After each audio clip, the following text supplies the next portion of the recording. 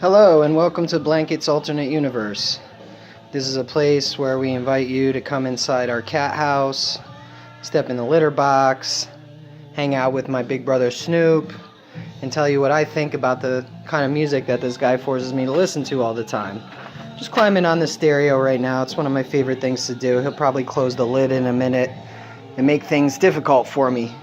And today, for the third day in a row, this fool is listening to For Unlawful Carnal Knowledge, aka Fuck, by Van Halen. Hey, Benny. This is my third attempt at reviewing this album. I've been listening to it nonstop for the last 3 days, as I said. It's part of my current Eddie Van Halen obsession.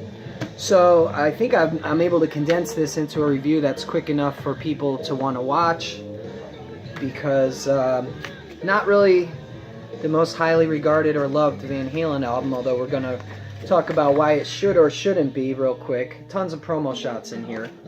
No lyrics. Just going to do some bullet points. Today's a cool day for me. There's a lot going on business-wise. I love business. Most of my life I was just an uneducated worker, drone, and basically, in the words of Minutemen, I was in the place of a machine. This Ain't No Picnic is the song. Definitely look it up. One of the best songs ever written on the plight of the working man. But now I'm an entrepreneur and I own my own business, so there's a lot of ups and downs, as you know. And by the way, that's at benny's.bag.bazaar on Instagram. Or the Etsy shop is one word, Benny's Bag Bazaar. B-A-Z-A-A-R. Get it? Because the bags are bizarre. I'm bizarre. It's an alternate universe. Okay. These are the impressions I had as I listened to Fuck by Van Halen. First impression, this was a #1 album. I believe right now was a #1 single, but it was only a #1 album for 3 weeks when it was released in June of 1991. Some other notable albums of 1991 would be Nevermind by Nirvana, Bad Motorfinger by Soundgarden, 10 by Pearl Jam, even Achtung Baby by U2 was pushing in a much more alternative direction, and this was the sound of things that were coming to an end.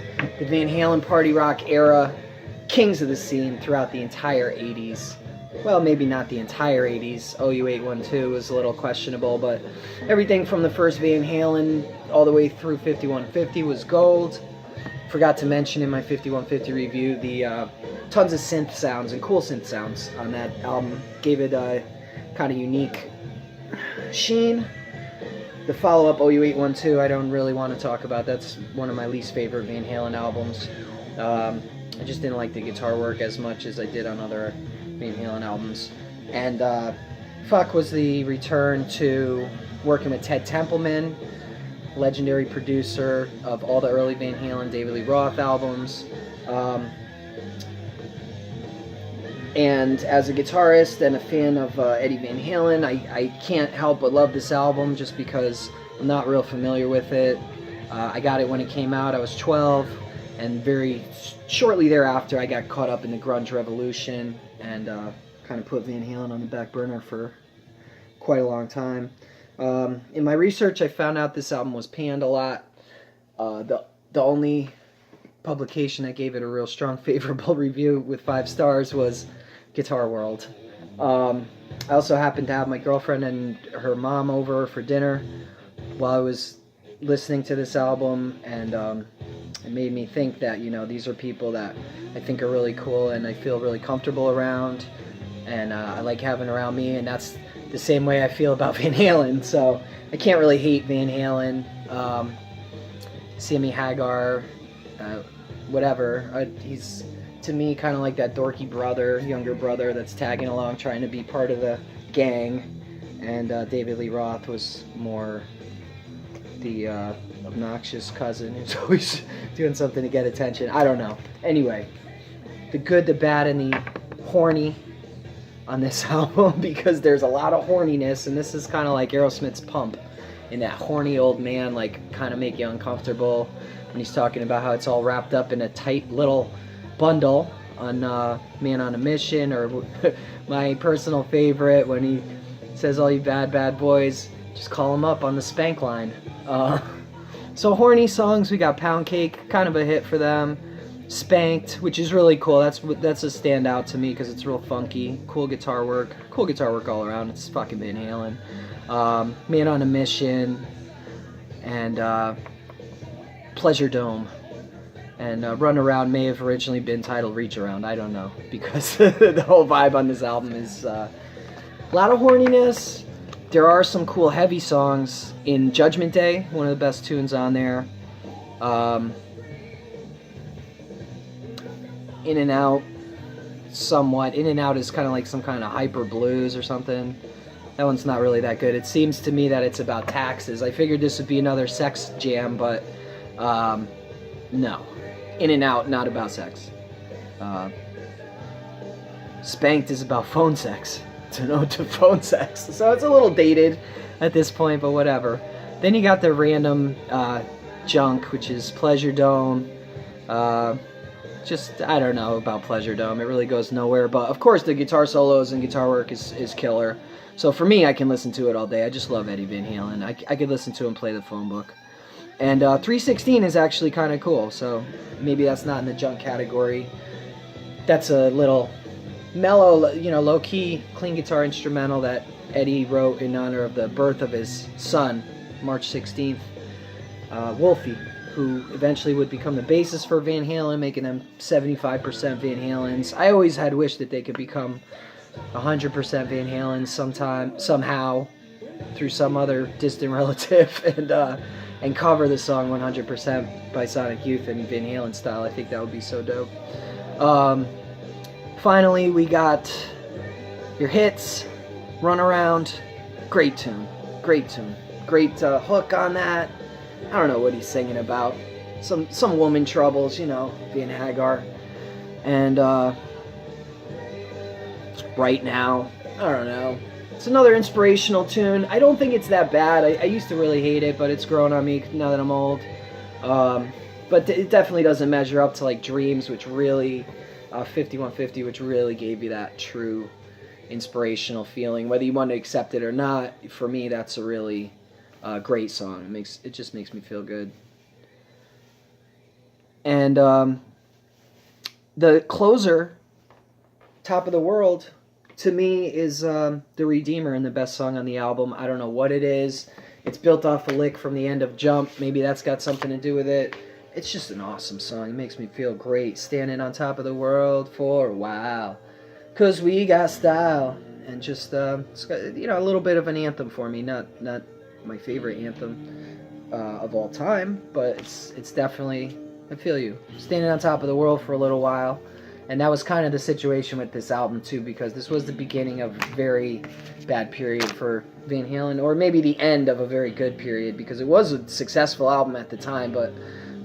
history is not treated that kindly. I still think it's really good, though, in a way, and I think it sucks in a way too. I don't know. Hagar is so weird, He's a great guy. He's a great singer. You gotta love him, but you can't because David Lee Roth was just so awesome, and his absence kind of turns Van Halen from something very streetwise yet fun into something that's mainly just a lot of fun. And when they try and get more serious, it doesn't work as well. There's nothing cool like Ain't Talking About Love or Mean Street or, that darkness that David Lee Roth did bring to the band, whether he got credit for it or not. Let's get into the Duckage. Production, pretty cool. Not really my favorite Van Halen production. I'm not going to give that to them. Doing their own thing. Yeah, they were still doing the Van Halen thing. If anything, it sounded more like Van Halen than any album since, I guess, 1984. 1984 was a departure, but it did have some killer heavy songs, Drop Dead Legs, Girl Gone Bad, House of Pain, all great. And that to me is the best Van Halen album anyway. No, it doesn't really have something special. That's, I think, one of the reasons it's such an outlier. It is funky, though, I'll give them that.